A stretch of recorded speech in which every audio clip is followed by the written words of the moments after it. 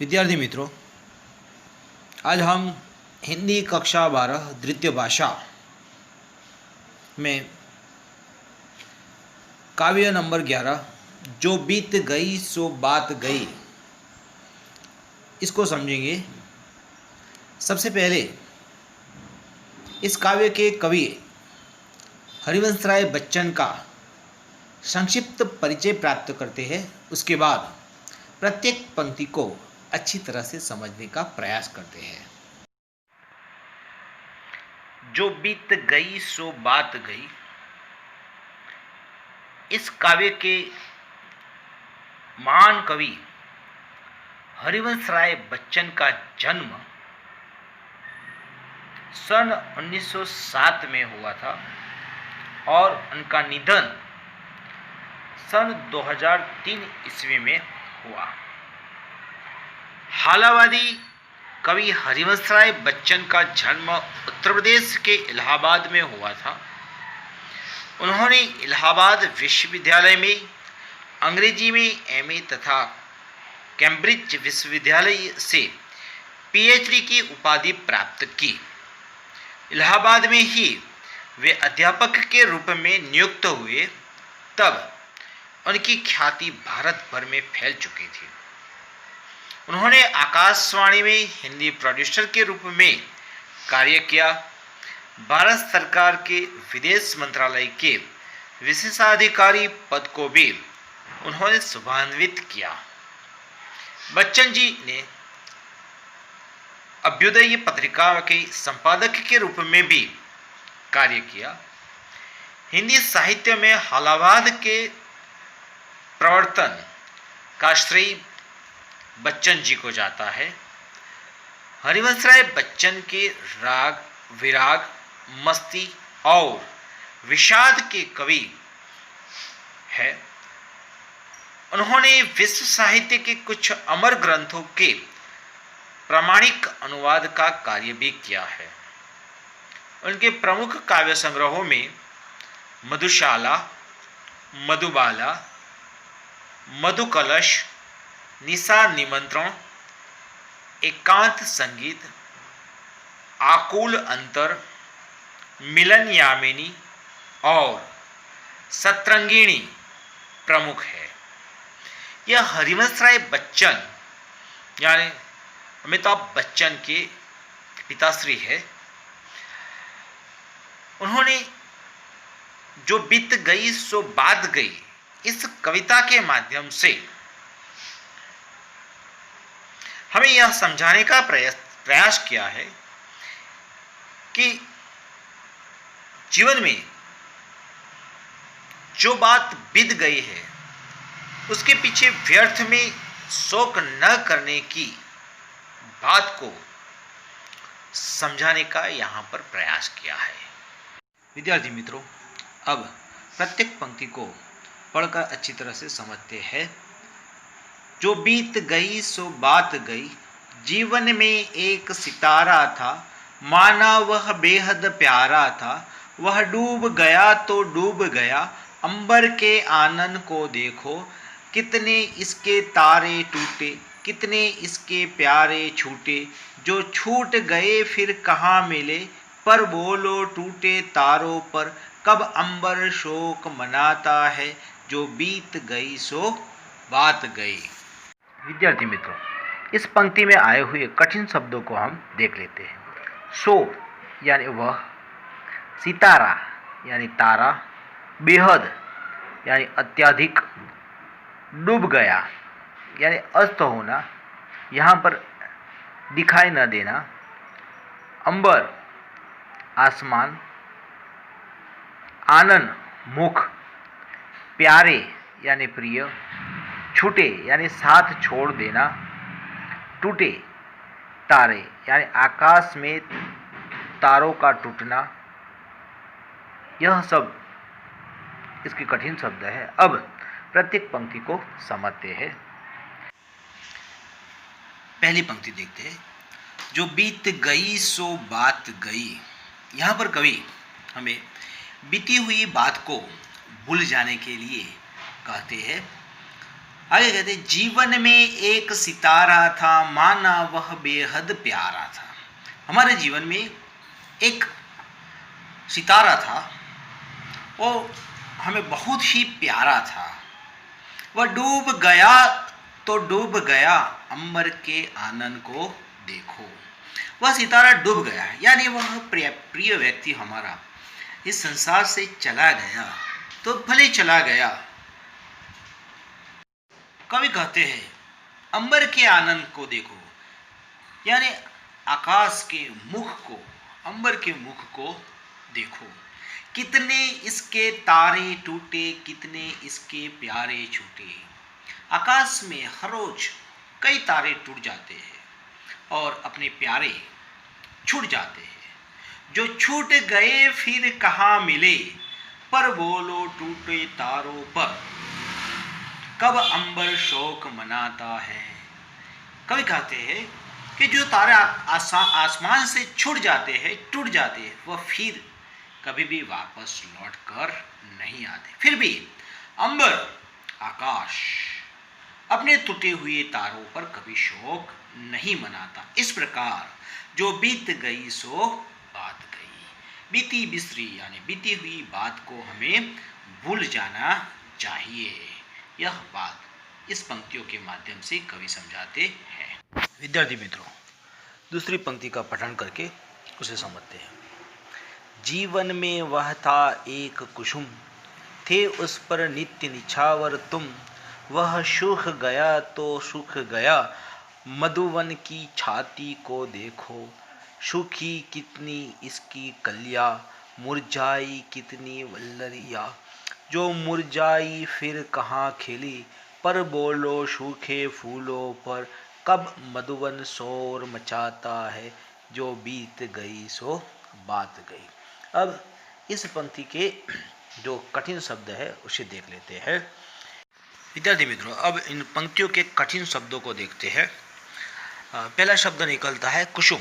कुसुम का अर्थ होता है फूल, पुष्प। नित्य यानी सदा, निछावर समर्पित, मधुवन उपवन बगीचा। यहाँ पर छाती, छाती यानी उपवन की भूमि। कलिया बिना खिले हुए फूल।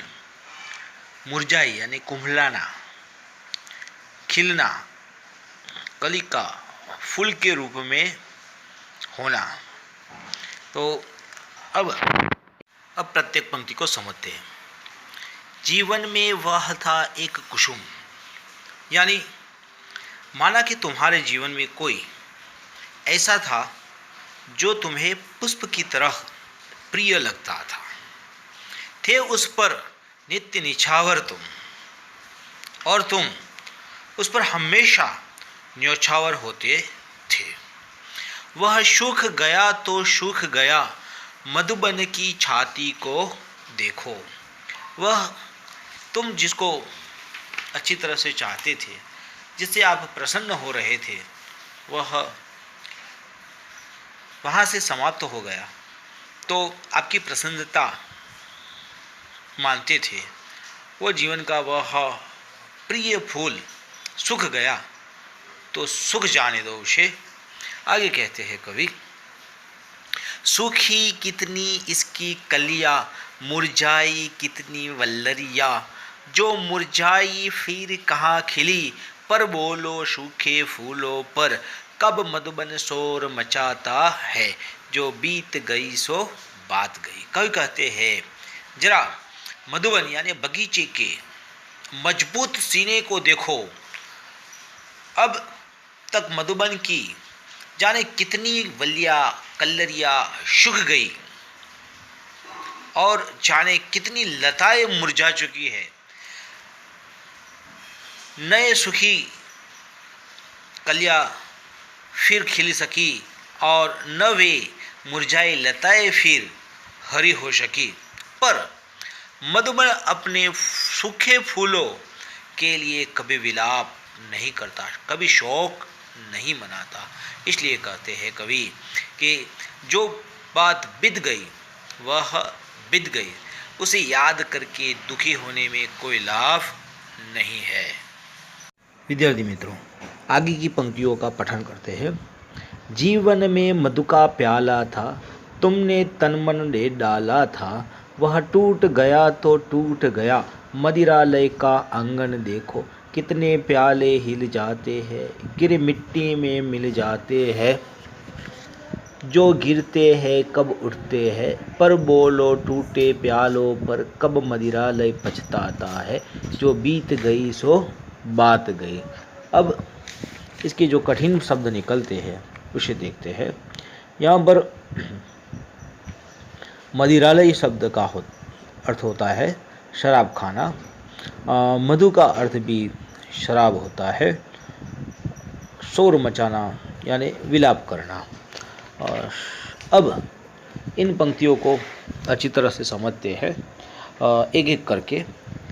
पहली पंक्ति को देखते हैं कि जीवन में मधु का प्याला था, यानी माना तुम्हारे जीवन में मदिरालय का एक प्याला था, तुमने तन मन दे डाला था, जिस पर तुमने अपना तन मन न्यौछावर कर दिया था, अर्थात वह तुम्हारे जीवन का एक अभिन्न अंग बन गया था, तुम्हें बहुत ही पसंद था, तुम्हारा मनपसंद प्याला था।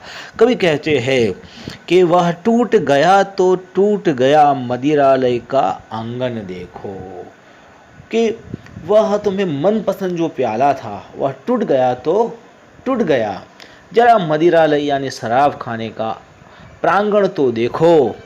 कवि आगे कहते हैं कितने प्याले हिल जाते हैं, गिर मिट्टी में मिल जाते हैं। मदिरालय के आंगन में वहाँ न जाने कितने प्याले हिल जाते हैं और गिरकर टूट जाते हैं, नष्ट हो जाते हैं, और वह मिट्टी में मिल जाते हैं, वह कभी भी वापस नहीं आते। पर जो गिरते हैं कब उठते हैं, पर बोलो टूटे प्यालों पर, कब मदिरालय पछताता है, जो बीत गई सो बात गई। यहाँ पर कवि कहते हैं कि जो प्याले टूट जाते हैं वह फिर उठकर कभी भी वापस नहीं आते। पर क्या मदिरालय को उन टूटे हुए प्यालों के लिए कभी पश्चाताप करते हुए, विलाप करते हुए आपने देखा है? जो बात बीत गई वह बीत गई, उसे याद करके दुखी होने में कोई लाभ नहीं है। विद्यार्थी मित्रों, आगे की पंक्ति देखते हैं।